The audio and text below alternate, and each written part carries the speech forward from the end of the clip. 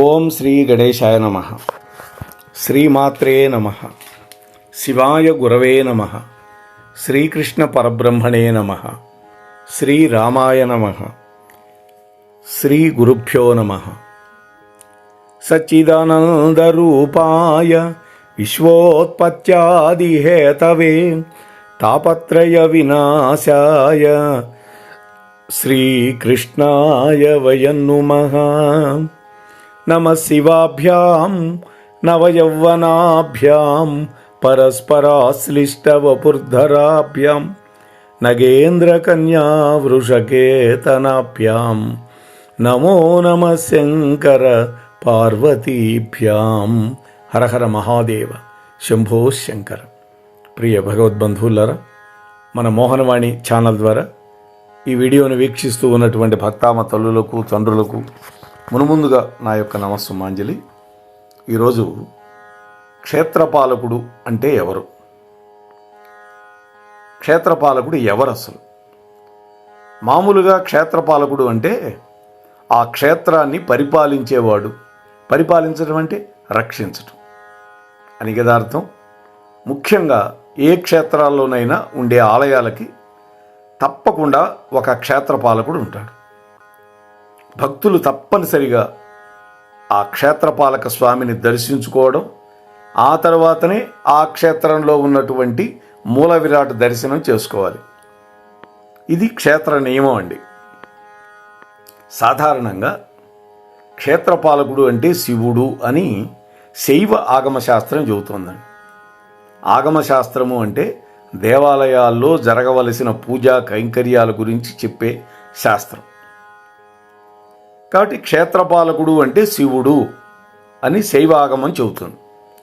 అయితే వైష్ణవ ఆగమాల్లో కూడా ఒక దండపాణిగా శివుడే క్షేత్రపాలకుడుగా మనకు దర్శనమిస్తాడు. శివాలయంలో శివుడు ముఖ్య దేవతగా ఉంటాడు. అలాగే శివాలయంలో ఆగ్నేయ దిక్కున ఈ క్షేత్రపాలక స్వామి ఆలయం కూడా ఉంటుందండి. భక్తులు ముందుగా ఈ క్షేత్రపాలక స్వామిని దర్శించుకొని ఆ తరువాత శివార్చన చేయడం కోసం ఆ మహానుభావుడి యొక్క అనుమతి పొందిన తర్వాతే గర్భాలయంలోకి వెళ్ళాలి. అంటే ఆ మూల విరాట్ దగ్గరికి వెళ్ళాలి. గర్భాలయంలోకి మనకి అనుమతి ఉండదు కదా, దాని ముఖమండపంలోకి వెళ్ళాలి. ఇది నియమం అండి. ఈ నియమం ఒక భక్తులకే కాదండి, అర్చనాది కైంకర్యాలు జరిపేటటువంటి అర్చక స్వాములకు కూడా వర్తిస్తుంది. ముఖ్యంగా అర్చకులు శివాలయానికి వేసిన తాళాలని ఈ క్షేత్రపాలకుడు వద్ద పెట్టి వెళతారు. అంటే ఆయన భద్రంగా పెట్టుకుంటాడు. ఉదయాన్నే ఆలయం తెరిచే ముందు ఈ క్షేత్రపాలక శివుణ్ణి అనుజ్ఞ పుచ్చుకొని ఆ తరువాత అర్చనాది కార్యక్రమాలన్నీ మొదలు పెడతారు. అంటే ఇక్కడ ఈశ్వరుడిలో 1000వ అంశంగా క్షేత్రపాలకుడు ఉద్భవించాడు అని సుప్రభేద ఆగమం చెబుతోందండి. గ్రామానికి ఈశాన్య దిక్కులో లోకరక్షణ కోసం ఈ క్షేత్రపాలక స్వామికి ప్రత్యేకంగా ఆలయం కూడా నిర్మించి ఉంచాలి, అక్కడ పూజా కైంకర్యాలు జరపాలి అని ఆగమశాస్త్రంలో నియమం పెట్టారు. ఈ క్షేత్రపాలకుడు ఎలా ఉంటాడు? నల్లటి మబ్బుల్లాగా ఉంటాడు. గుండ్రటి కళ్ళుతోటి నగ్నంగా ఉంటాడు. పదునైనటువంటి పళ్ళ కూరలతోటి భృకుటిని ముడివైచి ఎర్రటి పొడవైనటువంటి కేశములతోటి శరీరం మీద కపాల మాలికలతోటి చేతుల్లో త్రిశూలం ధరించి అనేక ఆయుధాలు ధరించి నిలబడి ఉంటాడు. భైరవ వాహనంతో ఉంటాడు. అంటే కుక్క, కాలభైరవుడు. కాశ్యప శిల్పశాస్త్రం ఏం చెప్పిందంటే ఈ క్షేత్రపాలకుడి యొక్క చేతులు ఆయన ధరించే ఆయుధాలను బట్టి సాత్వికంగా, రాజసంగా, తామసమూర్తులుగా 3 రకాలుగా విభజించింది. చేతిలో ఉండే ఆయుధాలను బట్టి తెల్లగా శాంతముఖంతో 2 చేతులు లేదా చతుర్భుజాలతోటి, అభయం వరద ముద్రలు, 2 చేతుల్లో 2 ఆయుధాలు ఉన్నటువంటి ఇటువంటి స్వామి సాత్వికమైన క్షేత్రపాలకుడు.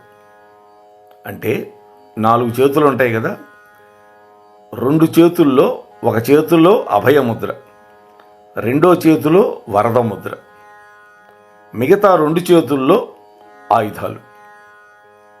ఇట్లా గనక ఉంటే సాత్వికమైన క్షేత్రపాలకుడు అని చెబుతారు. ముఖం ఎర్రగా ఉంటుంది, ఉగ్రంగా ఉంటుంది, 6 చేతులు ఉంటాయి. ఈ 6 చేతుల్లో 6 రకాల ఆయుధాలు పట్టుకొని ఉంటాడు. ఇటువంటి మూర్తిని రాజసిక క్షేత్రపాలకుడు అంటారు.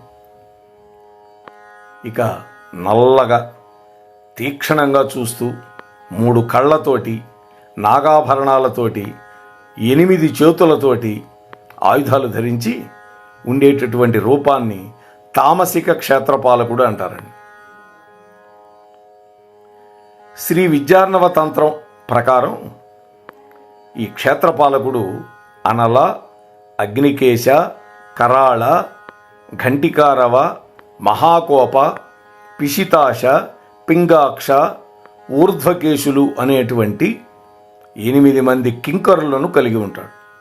కింకరులు అంటే సేవకులు. కిం కరోతి ఇది కింకరహ అని వ్యుత్పత్తి. ఏమి చెయ్యాలి, మీ ఆజ్ఞ ఏమిటి అని ఎప్పుడు కూడా సిద్ధంగా ఉంటారు. వాళ్ళని కింకరులు అంటారు. అలాంటి వాళ్ళు 8 మంది ఉంటారు.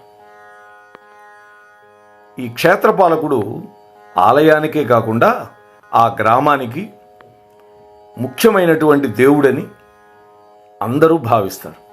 అందుకనే తొలుతగా ఆయన్నే పూజించాలి అని శాస్త్రం చెబుతోంది. అయితే జననానుడిలో కొన్ని స్థల మహాత్యాల్లో మాత్రం శివక్షేత్రానికి విష్ణుమూర్తి క్షేత్రపాలకుడుగా ఉంటాడని, విష్ణు సంబంధమైన క్షేత్రాల్లో శివుడు క్షేత్రపాలకుడుగా ఉంటాడు అని ఉంది. కాశీ క్షేత్రానికి మరి బిందుమాధవుడు ఉంటాడు, విష్ణుమూర్తి.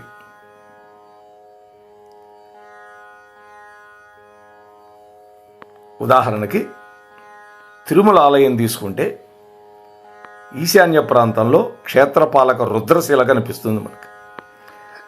అట్లాగే గోగర్భం జలాశయం, అక్కడికి వెళితే ఒక పెద్ద రుద్రశిలను భక్తులు మనం దర్శించుకోవచ్చు. అలాగే పంచారామ క్షేత్రాలు ఉన్నాయి మనకి, 5 క్షేత్రాలు, అన్నీ గోదావరి జిల్లాలోనే ఉన్నాయి, ఒక్కటి తప్ప. ఈ క్షేత్రాలు అన్నింటికీ విష్ణువు క్షేత్రపాలకుడుగా ఉంటాడు. వీళ్లే కాకుండా భద్రాచలం, కొన్ని నరసింహ క్షేత్రాలకి ఆంజనేయ స్వామి క్షేత్రపాలకుడుగా ఉంటాడు. శ్రీశైలానికైతే వీరభద్రుడు, బద్రీనాథ్ క్షేత్రానికి ఘంటాకర్ణుడు ఉంటాడు. వారణాసి, శ్రీకాళహస్తి, ఉజ్జయిని క్షేత్రాల్లో కాలభైరవుడు ఉంటాడు. క్షేత్ర రక్షకుడు వేరు, క్షేత్ర పాలకుడు రెండోది. ఆ క్షేత్రాన్ని సక్రమంగా నడిచేటట్టు చూసేవాళ్ళు. బిందుమాధవుడు మాత్రం కాశీ క్షేత్రానికి ఉంటాడు. అయితే ఎవరైనా సరే మొట్టమొదట క్షేత్రపాలకుడి యొక్క దర్శనం చేసుకోవాలి, ఆయన్ని పూజ చేయాలి. ఆ తరువాత మాత్రమే మూల విరాట్ దర్శనం. దీనివల్ల విశేషమైనటువంటి ఫలితాలు వస్తాయి. అంటే భగవంతుడు ఎప్పుడు కూడా తనని ఆశ్రయించుకొని ఉండేవాళ్ళకి మొట్టమొదటి ప్రాధాన్యత ఇస్తాడనమాట. అందుకోసమే మొట్టమొదటి ప్రాధాన్యంగా మనం ఆ క్షేత్రపాలక దర్శనం చేసుకోవాలి. తిరుమలలో చూడండి, స్వామికి ఆనంద నిలయంలో ఉండటానికి స్థలం ఇచ్చాడు ఆదివరాహమూర్తి. అలాగే ఆంజనేయ స్వామిని వాళ్ళ అమ్మగారు బేడీలు వేసి మరీ వెళ్ళింది, జాగ్రత్తగా చూసుకో శ్రీనివాస అని. అందుకనే ఇప్పటికీ కూడా మొదటి నైవేద్యం ఆదివరాహ స్వామికి పెట్టి, ఆ తర్వాత ఆంజనేయ స్వామికి పెట్టి, ఆ తర్వాతే వెంకటేశ్వరుడికి పెడతారు. అంటే ఎందుకని? తనకు స్థలం ఇచ్చాడు కాబట్టి ఆ కృతజ్ఞతతోటి ఆదివరాహస్వామి యొక్క దర్శనం కూడా మనం ముందు చేసుకోవాలి. ఆయన దర్శనం లేకుండా కనుక మనం వెంకటేశ్వరుడి దగ్గరికి వెళ్ళామా, మనం చేసినటువంటి దర్శనానికి పెద్దగా ప్రయోజనం ఉండదని చెబుతారు. మేము ఇటీవల తిరుపతి వెళ్ళినప్పుడు తిరుమలకి పైన విపరీతమైన రష్ అండి ఆ రోజు. మరి అయినా కూడా వరాహస్వామి యొక్క దర్శనం చేసుకొని ఆ తర్వాత మాత్రమే వెంకటేశ్వరుడి యొక్క దర్శనానికి వెళ్ళాం. కాబట్టి క్షేత్ర పాలకుడైన ఆ క్షేత్రానికి అధిష్టాన దైవం కంటే కూడా గొప్ప ప్రాధాన్యతని ఇచ్చింది ఆగమశాస్త్రం. కాబట్టి దాన్ని మనం దృష్టిలో పెట్టుకొని తప్పకుండా ముందు పరివార దేవతలను చూసుకొని ఆ తర్వాత ప్రదక్షిణ మార్గంలో ఉంటారు ప్రతి దేవాలయంలో పరివార దేవతలు. వాళ్ళందరినీ చూసుకొని దర్శించుకొని ఆ తర్వాత మూల విరాట్ దగ్గరికి వెళ్ళాలి. అప్పుడు స్వామి యొక్క అనుగ్రహం మనకి పరిపూర్ణంగా కలుగుతుంది అని మీతో మనవి చేసుకుంటూ స్వస్తి సర్వేషాం. మన కార్యక్రమాన్ని నచ్చితే ఒక లైక్ చేయండి, కామెంట్ చేయండి, 10 మందికి షేర్ చేయండి. అలాగే ఇప్పటివరకు మన ఛానల్కి ఎవరైతే సబ్స్క్రైబ్ చేసుకోలేదో తప్పకుండా సబ్స్క్రైబ్ చేసుకుని ఆ పక్కనుండే బెల్ బటన్ని మ్రోగించండి.